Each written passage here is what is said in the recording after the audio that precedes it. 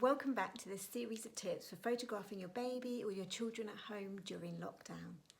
In this week's short video, I'm going to be talking about angles and how changing your position when you're taking the photograph can change your photograph and make it more interesting, more dramatic, or even add emotion. As I've mentioned in previous videos, these tips are for anybody. You don't need a fancy camera and you can use them with your phone.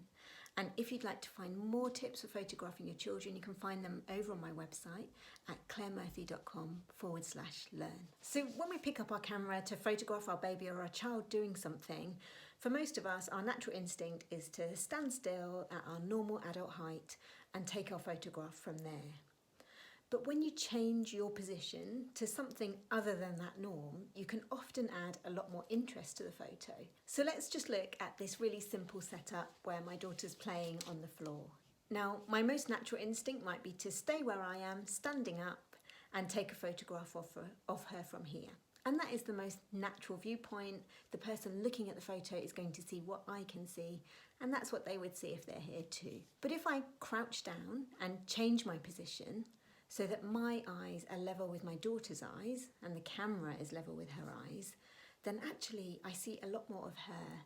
I can see her facial expressions more clearly, I can see the detail of her, and it makes the photo more interesting. Moving again, now I'm even lower. I'm down on the floor and my camera is on the floor and I'm shooting upwards. Now, this probably isn't the position I would choose for this photo, but what I do pick up when I'm down here is I pick up more of what's around her.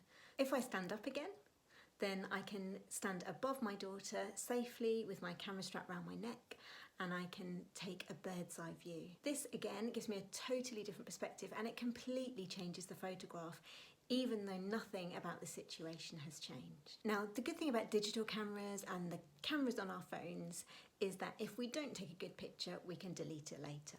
So I encourage you to play around with angles today when you're picking up your phone or your camera to take some pictures of your children when they're playing or out in the garden.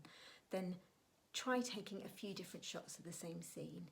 Try those different perspectives out and see what you like and what you don't like, what works for you in one situation and what doesn't. And you might find that you walk away with a few more interesting and more different photographs than you would have normally taken. So I hope that this video is helpful as you're photographing your children at home during lockdown and recording some memories of this quite historic time. I'd love to hear how you get on, so do let me know in the comments. And if you have any questions, please do let me know. I'll be back next week with another video, but if you'd like to look at more tips in the meantime, you can find them over on my website at claremurthy.com/learn.